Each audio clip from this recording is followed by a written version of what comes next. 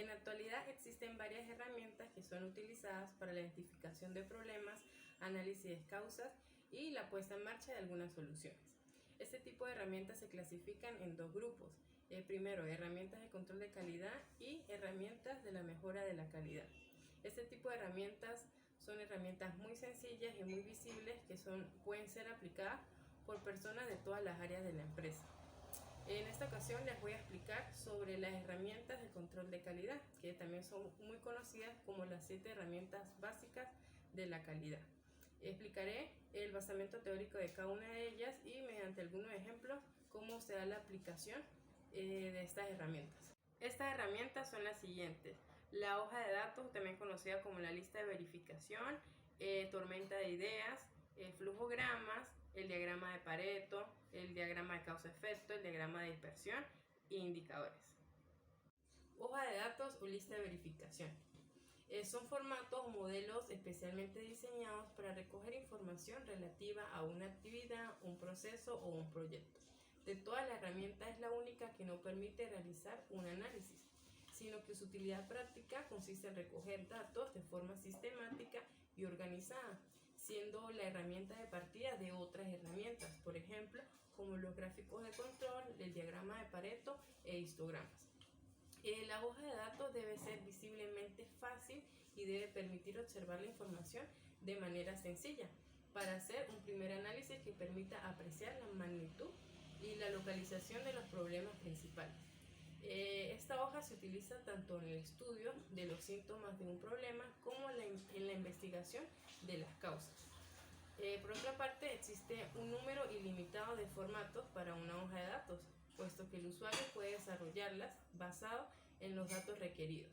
Por lo tanto, puede inventar su propia hoja, si las existentes no se adecúan a sus necesidades. Existen ciertos usos comunes que se pueden resumir en los siguientes. Estarían las hojas para el registro de datos, las hojas de localización o las hojas de lista de chequeo. Metodología.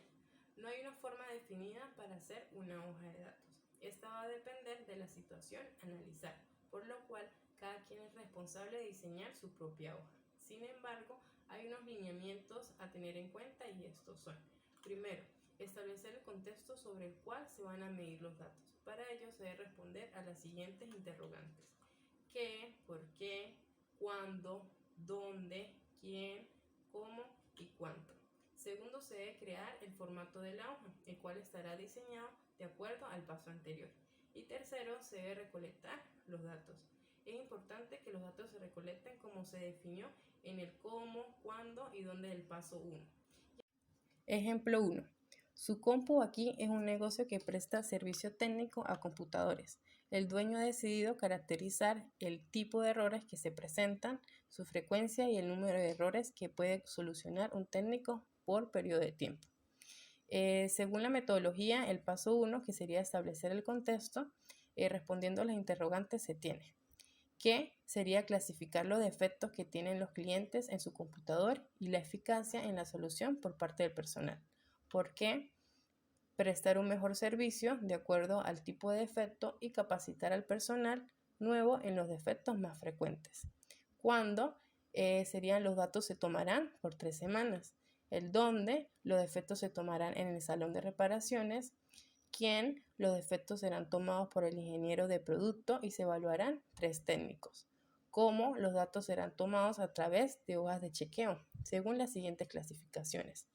Se utilizarán 4 símbolos, donde una cruz representará los defectos de la board, un círculo serán los defectos en el monitor, un triángulo serían los defectos de ventilación, una X serían los defectos por software o de virus. Y el cuánto se tomarán los datos de 50 clientes o hasta que se cumpla el tiempo estipulado. Paso 2, que sería crear el formato. Aquí requerimos clasificar datos según la semana, la parte del computador y el número de servicios prestados por cada técnico. Se puede observar cómo quedaría el modelo de la hoja de datos, en donde vamos a tener 3 columnas que serían para las 3 semanas donde se van a hacer las observaciones y 3 filas que sería para los 3 técnicos. Aparte se van a tener el total de las reparaciones y el tipo de reparación, que sería la parte del computador a la cual se le va a hacer dicha reparación. Ejemplo 2. La fábrica de Muñecas para Todos SL, ha identificado que los defectos más comunes en el momento de la fabricación de un tipo de muñeca son: pintura movida en los ojos, cabello mal cosido, brazos mal encajados y otros. Con el objetivo de recabar información para un plan de mejora, la empresa realiza una hoja de verificación en la cual tiene el objetivo de medir la frecuencia de cada problema detectado para así esforzarse en resolver estos problemas. El periodo de medición determinado es de 1 semana. De esta manera quedaría la hoja de datos. En las columnas van los 6 días y en las filas los diferentes defectos a observar. De acuerdo a la información suministrada, se puede decir que el defecto que ocurre con mayor frecuencia es la pintura movida en los ojos, y seguido de este defecto se puede obtener el defecto de los brazos mal cosidos. Tormenta de ideas es una técnica de pensamiento creativo utilizada para estimular la producción de un elevado número de ideas acerca de un problema y de sus soluciones, o en general sobre un tema que requiera de ideas originales.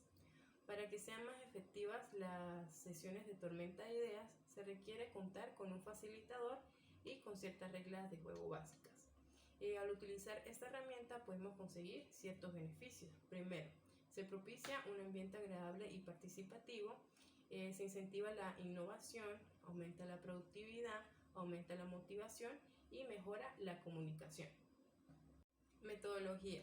Primero, se nombra a un conductor. Será él el que plantee el problema, indique las reglas y haga partícipe a todos los presentes. Segundo, definir el problema o el tema. Es necesario plantear de una forma directa y concisa el problema o tema a tratar. Si este problema es muy complejo, es necesario que se fraccione o se simplifique. Tercero, reunir el equipo. El equipo tiene que ser variado de diferentes departamentos para que cada uno tenga una visión diferente del problema. Además, los miembros del equipo pueden ser trabajadores de la empresa o ajenos a la misma. 4. Se explican las reglas a seguir. El conductor debe fijar unas reglas y estas pueden ser: no podemos criticar ninguna idea, prohibido reírse y juzgar, se debe escuchar y ser empático, se debe fijar un tiempo que suele ser entre 5 y 15 minutos. 5. Se emiten las ideas libremente. 6. Se listan todas las ideas y deben registrarse. Si no se entiende alguna, se deberá explicar. Y 7. Se analizan, evalúan y organizan las ideas de una manera de seleccionar aquellas ideas más atractivas y eficaces. Cada miembro del equipo marcará aquellas que crean que son las más claras o las que crean que tengan mejor desarrollo. La que tenga más marcas será la que tenga más puntos. Una vez que tengamos la lista de ideas, debemos seleccionar las ideas relevantes, evaluación de las diferentes ideas y nos quedamos con las principales. De estas ideas seleccionamos la mejor. La mejor significa que se adecue al tema planteado o la que tenga probabilidades de éxito ante la solución del problema. Ejemplo, biblioteca universitaria. La situación problemática sería que no hay una relación entre los libros que están en el catálogo de préstamos de la biblioteca y los libros que realmente existen en la biblioteca. El equipo de trabajo, que se denominó Grupo de Mejora de la Biblioteca Universitaria, obtuvo a través de una lluvia de ideas las siguientes conclusiones: que el sistema de evolución de libros no es efectivo, que los libros que no se encuentran en la posición correcta dentro de la biblioteca y que no existe un sistema adecuado de reclamación de libros. Ante estas dificultades se establecieron las siguientes soluciones: creación de una estantería dedicada a libros recién devueltos, la elaboración de un manual donde quedan registrados todos los préstamos y redacción de un modelo oficial y automático de carta de reclamación. Flujogramas, o también conocido como diagrama de flujo, es una herramienta que se representa gráficamente una serie de procesos, situaciones, hechos, movimientos de cualquier tipo a partir de símbolos. Su objetivo principal es mejorar la calidad y aumentar la productividad del equipo. El uso de un diagrama de flujo ayudará a mejorar los resultados del negocio en varias áreas o departamentos. Es una herramienta genérica que puede adaptarse a una amplia variedad de propósitos y para describir varios procesos, como un proceso de fabricación, un proceso administrativo o un proceso de servicio o un plan de proyecto. Un flujograma permite eliminar la duplicación de las operaciones, los retrasos de las operaciones, las acciones innecesarias y los retrasos por exceso de labor. Un flujograma se crea empleando los símbolos que se muestran a continuación. Estos símbolos son unidos por flechas que indican el flujo a través del sistema. Entonces vamos a tener una elipse donde se colocaría el inicio. Esta elipse es usado para indicar el comienzo o el punto de entrada del flujograma. Tenemos también un rectángulo que sería la etapa del proceso, indica que se está realizando una actividad, usualmente se describe con verbos para indicar una acción. El rombo indica que se debe tomar una decisión antes de continuar con el flujograma. El rombo de decisión viene generalmente indicado en forma de interrogación. También se encuentra otra elipse, pero que indica el final, el punto final de un proceso específico. Este punto final a menudo es el inicial de un proceso adjunto. Y las líneas flechadas que conectan las etapas y los rombos de decisiones para indicar la dirección del flujo del proceso. Ejemplo de flujogramas. Imaginemos que un departamento de mantenimiento que crea un flujograma para conocer en caso de incidencia eléctrica.